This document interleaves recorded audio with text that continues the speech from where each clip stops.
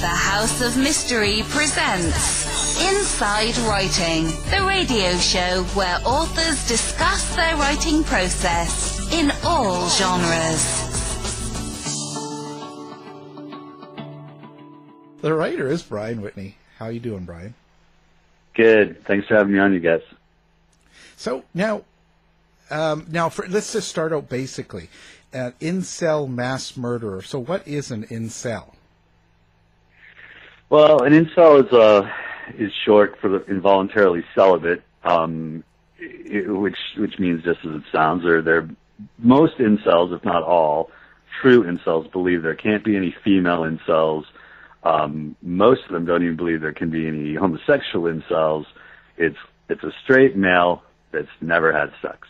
So that's basically, and there's huge subcultures right now, like out there, like that have different websites and chat rooms where incels gather together and talk about their plight.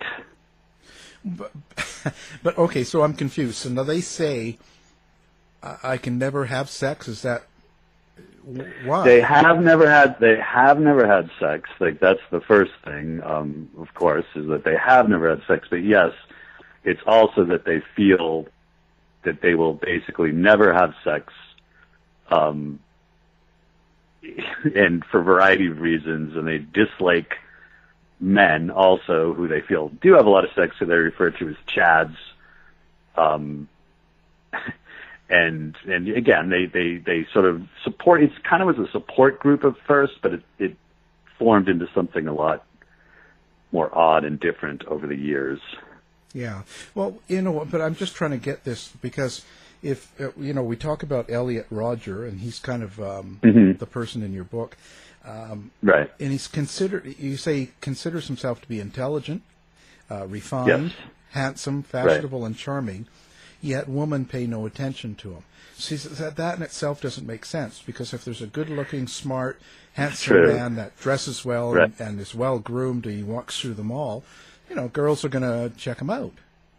And he would walk through the mall a lot, wanting girls to check him out. So he thinks that women are just drawn to he's not alive anymore. He thought that women were just drawn to what he would call obnoxious brutes, the lower levels of society, the type of men that would pick on him, of course, when he was growing up, and that women don't like refined gentlemen such as himself.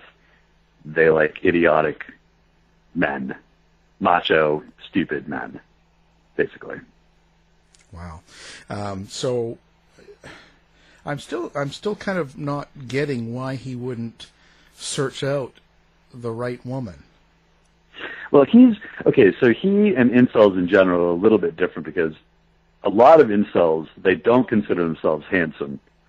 They don't think that they're good looking. They feel that they don't have a girlfriend purely because of those two things. Elliot, the weird thing about Elliot, well, there's a lot of weird things about Elliot, but one of the weird things about him, he never actually approached any women.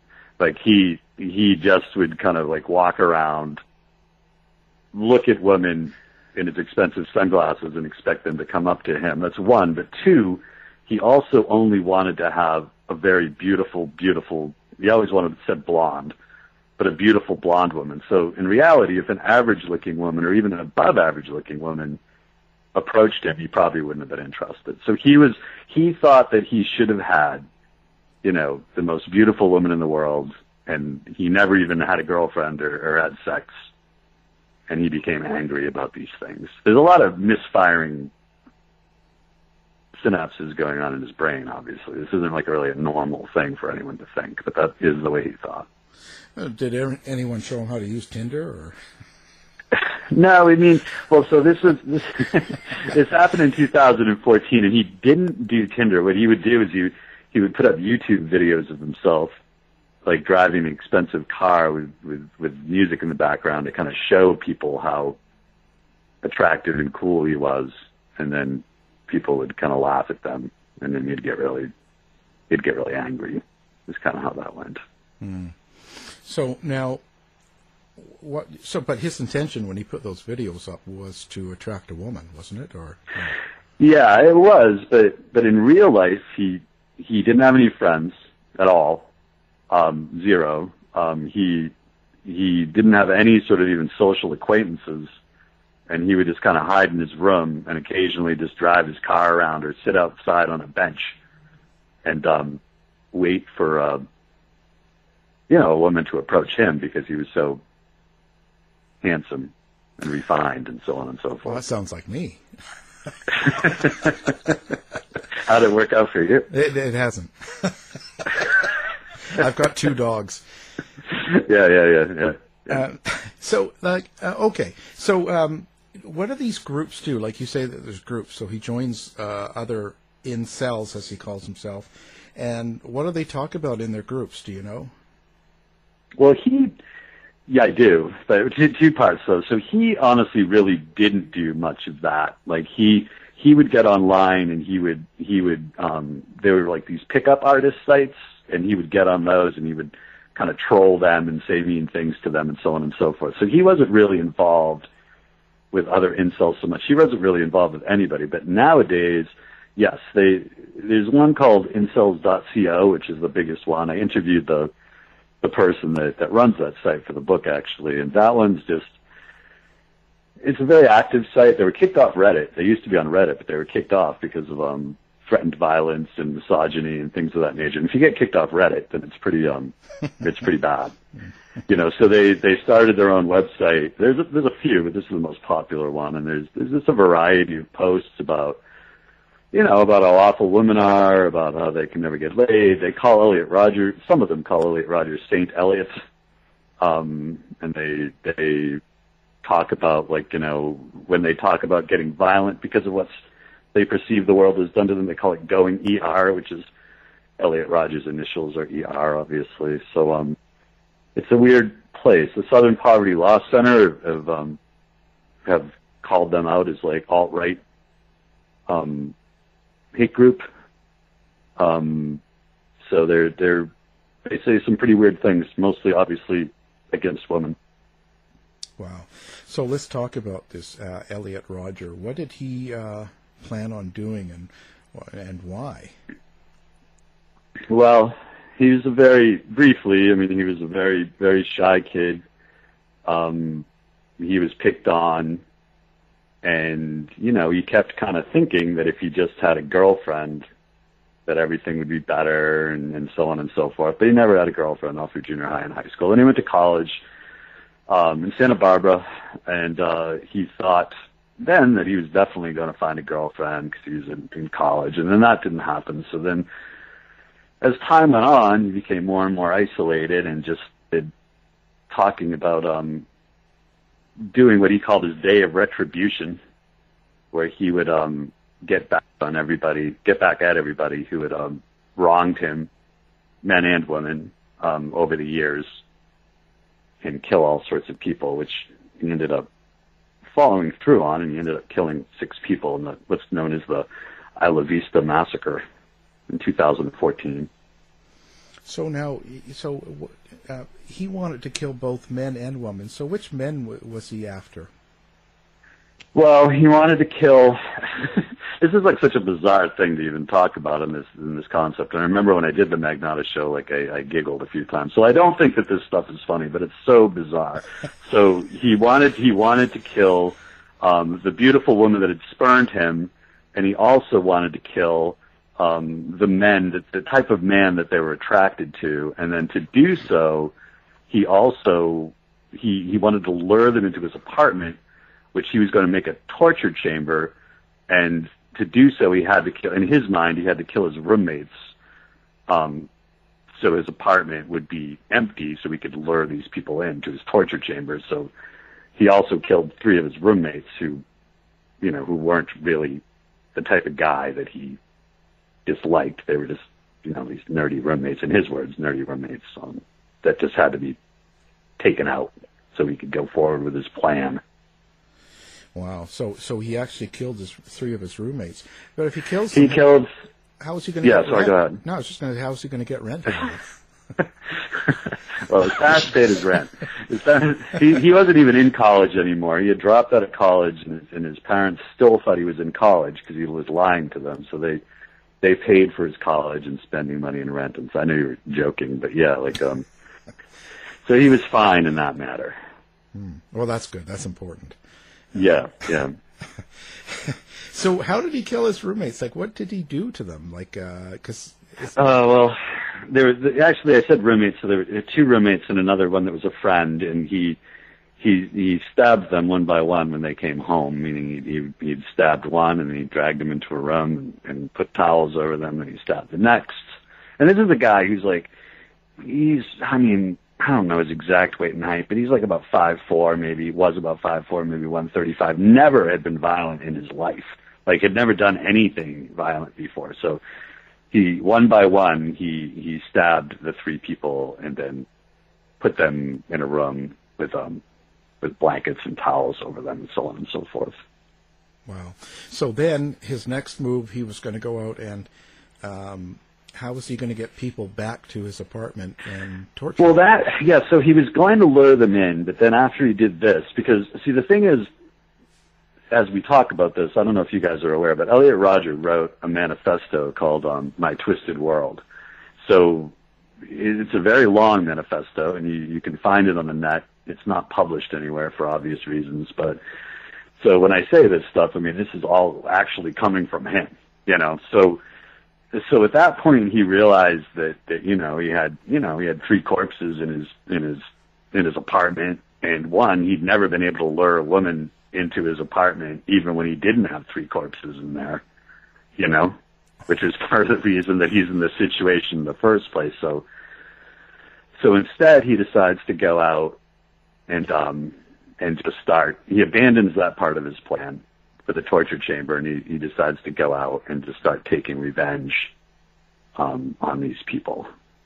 Well, a bit late for the people in his apartment that are dead. Yeah, no, I know, very much so. So how would he? What was his intent? And what was he going to do to these people that he found? God, I mean, you're asking these questions, and it's like, okay, so the people that he found, he was going to torture.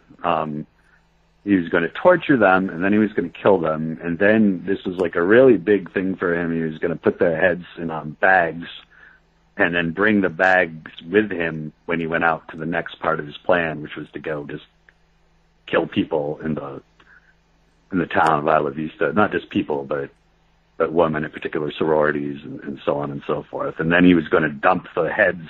He was going to dump the heads on the street to show everyone how powerful he was when he started, doing such things. And this is actually what he wrote as his plan. Wow. It wasn't a very good plan, obviously. So he did some things before he did the killings, too. He did some strange things as well. Yeah, we kind of jumped past that. So yeah, he started doing a lot of things where he would drive past. Once, he drove past a couple attractive women, and he smiled at them, and they just kind of looked away and rolled their eyes. So then he drove back, and he threw his Starbucks latte on their pants and then drove off. Another time he was at a park, and there were a bunch of jocks, as he would call them, playing football, and a bunch of young women that he thought were very attractive laying around them. And he got so mad, because that's the thing, he would get incredibly mad. Whenever he would just even see an attractive woman with a guy, he'd get incredibly angry. So he went to a store, I think he went to a Walmart, and he bought a super soaker, and he filled it with orange juice.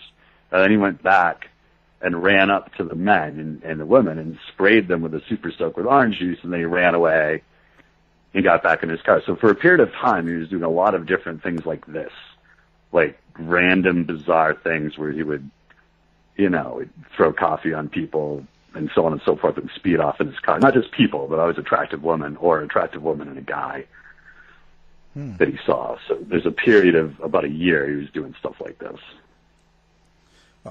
I do that now. It's such a weird case.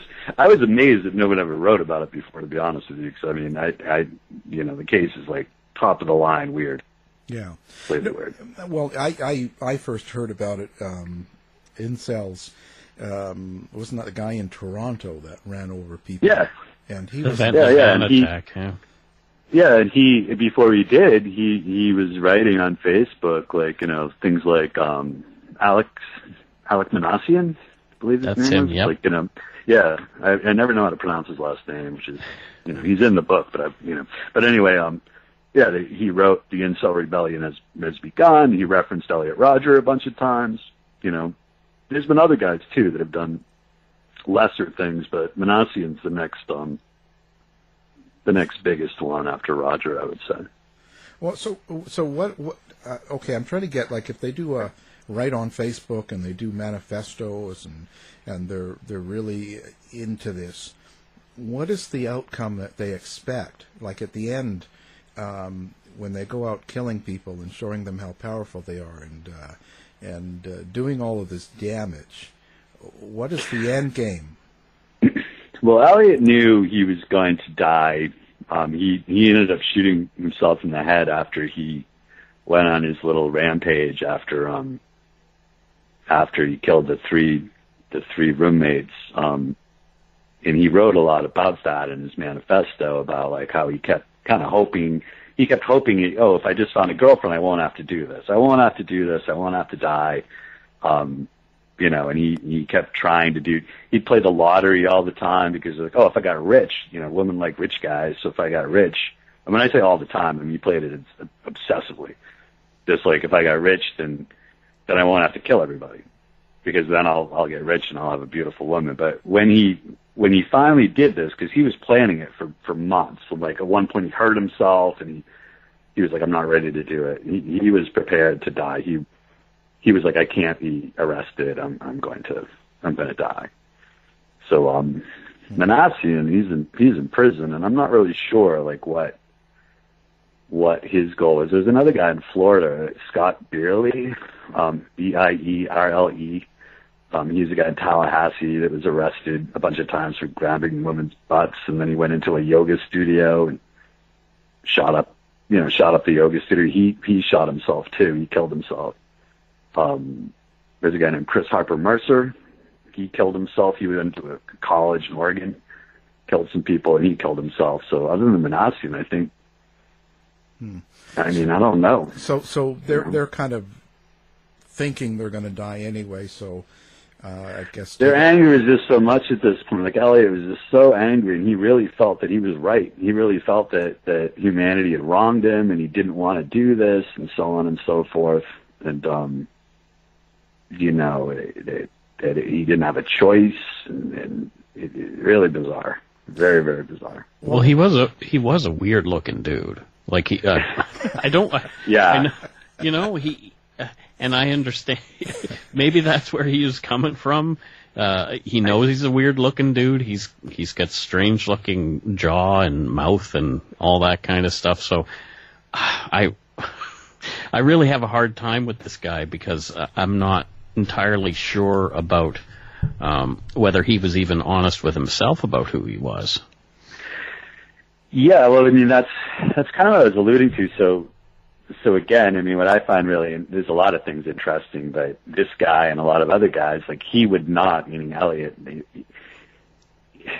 he would not meet or ask out or want to have sex with an average looking woman. That wasn't anything that he was interested in at all. In fact, if he knew a guy was like having sex that he knew, if the guy was having sex with a woman that Elliot didn't deem incredibly attractive, it made him feel better. He was like, well, I would never do that. I wouldn't sink so low to have sex with somebody like that. So yeah, just a lot of like, things going on in his brain that just were not lining up, Yeah. For sure. Yeah, Sure. I see. I mean, I see what you mean. I'm looking at pictures of him online. So he's, but he's not real. Like, you don't look at him and go, oh my God, that's awful. Like, No. I mean, I just sort of think that, so what's his background? What is his family and situation, and how did he grow up? Was there some sort of problem when he was still a child or early teenage? Well, no, I mean, two things. Like, one, his background is that his father is a guy named Peter Rodger, who was like a second director in the Hunger Games, and he did like a movie called Oh My God with a question mark, Oh My God, question mark, which was he put out himself. It didn't do very well, but he came from money. He was definitely like, if he wasn't quite rich, he was almost rich. And his parents got divorced, and his father remarried. But there really wasn't anything like about his background other than the fact that you know, he definitely has some mental health issues, obviously. And he was diagnosed with being on the autism spectrum, and he definitely had some OCD things. But as time went, this is when he was very young and small, and he was incredibly shy. Like he wouldn't talk in school, and he was very, very quiet. But there wasn't anything that would lead anybody to think that he was going to do anything like this. And as I said, he was completely isolated to the extent that when he did see his parents, he lied to them about everything and said, "Oh, everything's fine," and so on and so forth. But so no one knew anything about what was really going on with him. Right. You know, I wonder. I just wonder because it's just how you can grow up and go through your whole teenage years and all that stuff, and nobody, you know, he never hooked up with anybody, you know, or didn't have close friends and stuff, but I guess it happens. Well, I mean, he would occasionally, so they knew something was going on with him to the extent that, you know, at one point he was in school and he had a panic attack in the hallway, and, you know, I'm getting back to your point in a second, but, so they knew something was going on, but they just thought, you know, he was shy and, you know, but he occasionally would have friends, but then he would sort of drive the friends away by acting very bizarrely, in large part even about the female thing, where he'd be at a restaurant with a friend or whatever, and an attractive woman would come in with a boyfriend, and he'd get really angry and start saying really weird things. So he would drive his friends away, you know, because he was so weird. Right. Any chance he was gay? I would say definitely not. I mean, he's so, like, I'm not even recommending you do read the manifesto, but I mean, it's 120,000 words long, and like 90,000 of them are basically about him being obsessed with women. So I don't think so. Wow, what a story. So now, how when he killed all these people, was it all in one day, or let's talk about that.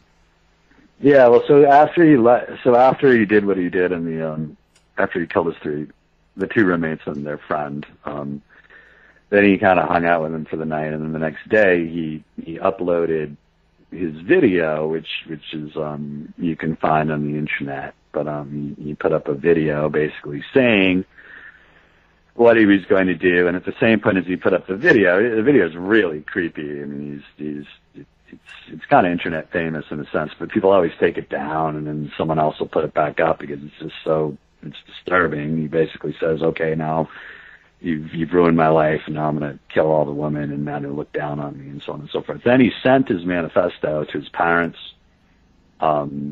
his life coach, because he had a life coach, and one or two other people. And well, that's what you want to proofread your manifesto, I guess. Your life. Yeah, exactly.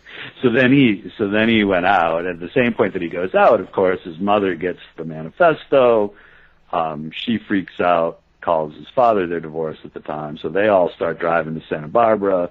You know, and they call the police. And so the first thing he does is he goes to a sorority, because he had this big plan that he was going to go to the sorority where all the hottest women lived and go in and kill all of them.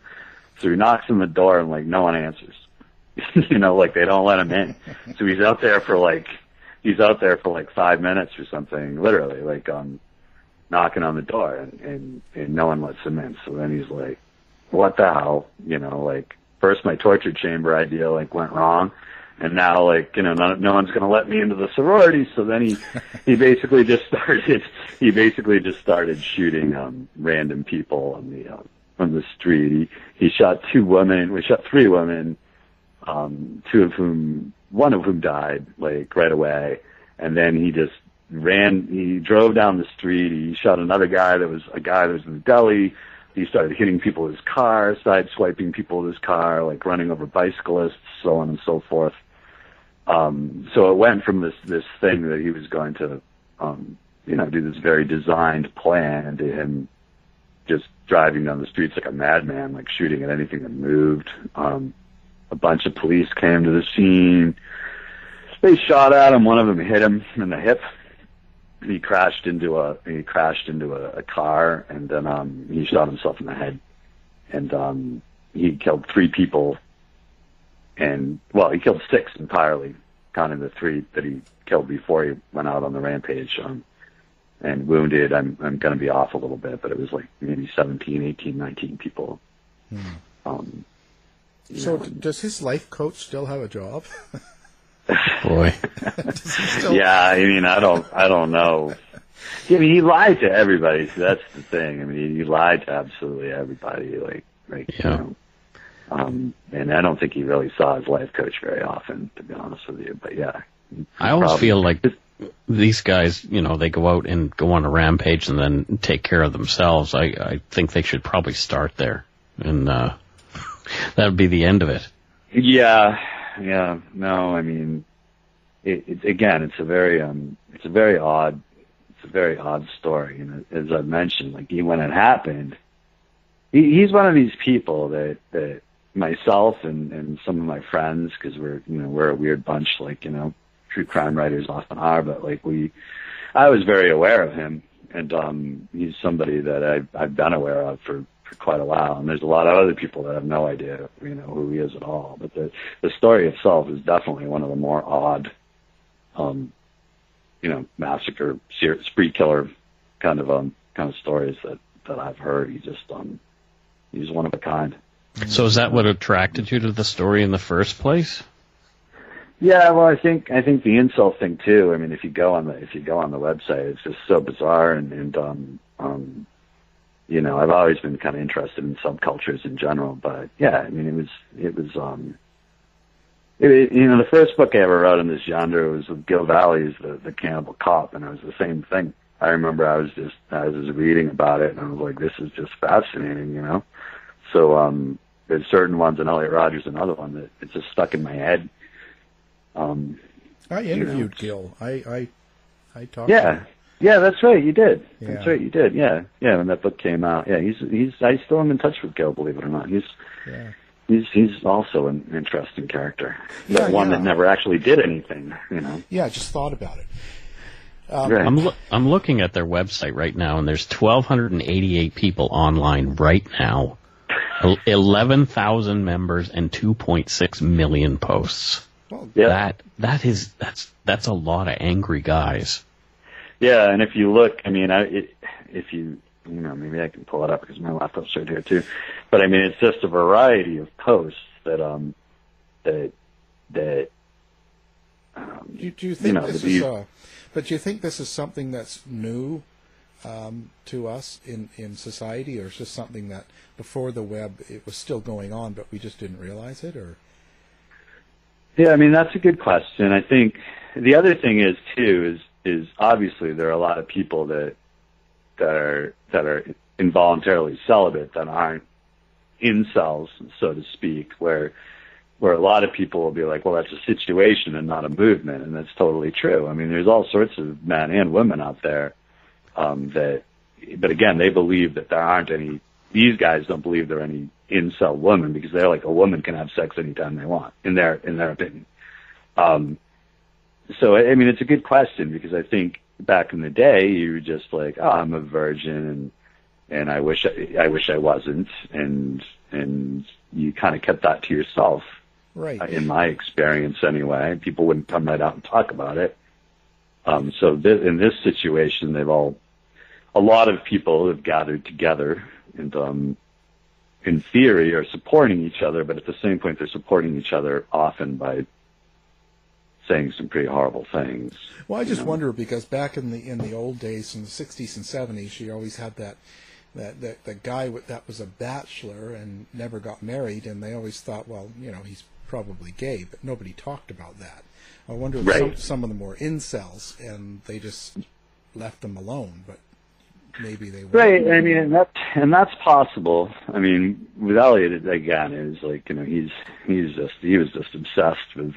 There's always a beautiful blonde woman, it was never even a brunette, he was just but you're right. I mean, but you're right in the sense of like, back then it would be, the internet's changed everything, in that sort of way. And of course, like most of these guys, a lot of these guys anyway, are just trolling. I mean, they get on the internet and they're just messing with people. And the fact that somebody might read their stuff and be blown away by it is exactly what they're looking for. So, I mean, they're not all serious when they say the things that they say about women or violence or so on and so forth. But then somebody like Elliot or like Manassian comes along and then you go, oh, some of these guys are serious, and it becomes, So has law enforcement sort of taken this on and sort of, do they keep an eye on incels, or do they think about that, or do you think it's just a... Yeah, I mean, they do. There's it's definitely something that is monitored, and I'm sure there's a lot of people on this website that are fake, even, monitoring the website and so on and so forth, and it's also the kind of thing where sometimes somebody even gets identified as a Nicholas Cruz, for example, the Parkland shooter. Right. Like he said a couple things about Elliot Rodger. I mean, Elliot Rodger is like referenced by like so many different school shooters and so on and so forth. But he said a few things on Facebook about Elliot Rodger and so on and so forth. So some people consider him to be an incel killer, where he obviously had a myriad of different things that were going on with him. It wasn't just a woman don't like me. So it's kind of spread, and it's something that I'm sure law enforcement keeps an eye on at this point. Do you see this to be a growing problem, or do you think it's just going to fade away? I mean, I tend to be the kind of person that I mean, as we've talked about, even like, me talking about Gil, and Gil and I are friends, so I'm not the most judgmental person, if obviously.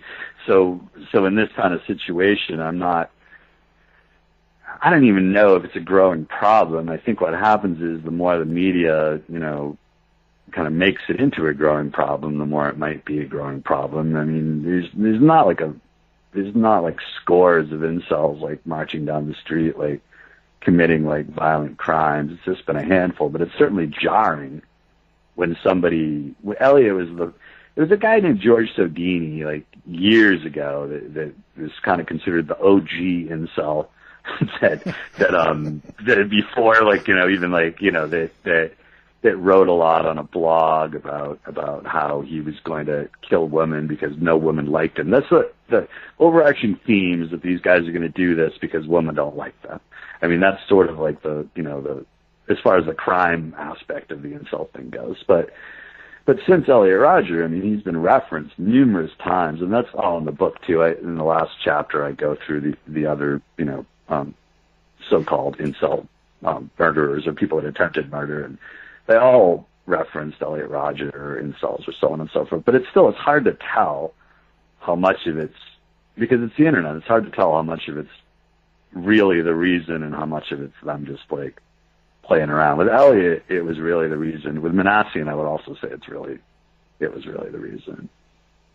Wow. Just finding out so many things about so many people that we didn't know about just by having the internet, Yeah, well, that's definitely true. I mean, it's a good question to ask if it's a bigger problem, because it's a bigger problem just because of the internet. I mean, back in the day, it wouldn't be something that you would feel emboldened by, to talk to like another, whatever numbers, like another 10,000 people. Yeah. Kind of egging you on and saying, "Oh, I get what you're saying." Back then you wouldn't even tell your friends that you were a virgin. You would kind of try to keep it under your hat. Right. They'd laugh at you, right? So. Yeah, they would. when I was growing up, they definitely would. I mean, I didn't, before I lost my virginity, I didn't go around like telling everybody how hard it was to lose my virginity. It just wasn't done. I didn't think you'd lost it yet. Oh man, it was actually last Sunday. But yeah, maybe this whole movement is now a hitch in that process of having that sort of embarrassment as you grow up. now you find a community and you kind of get stuck there.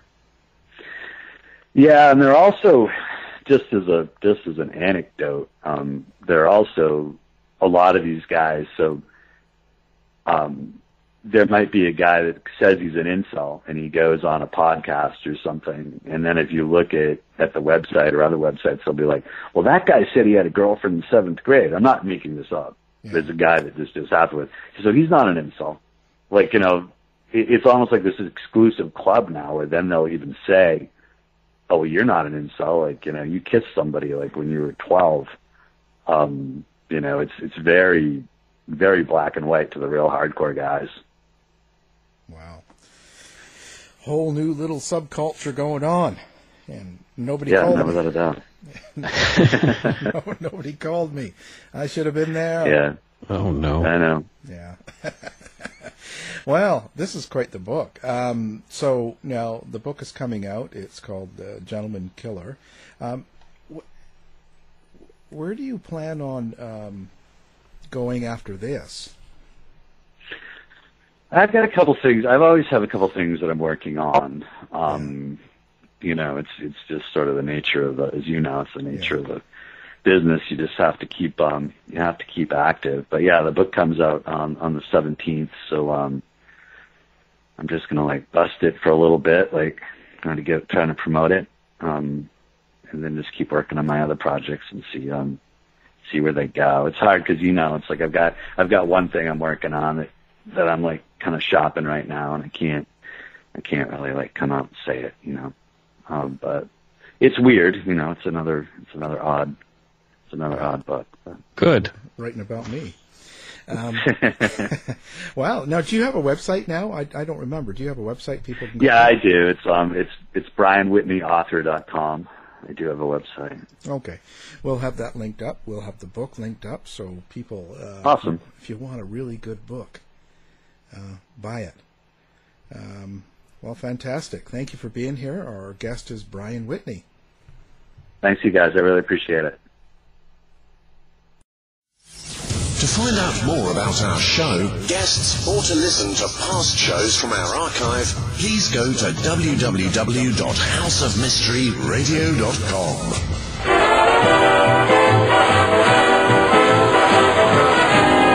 The mission has been completed. The end! By George, he's got it! It is the end! I'll see you. If you're lying to me, I'll be back. This has been a production of Something Weird Media.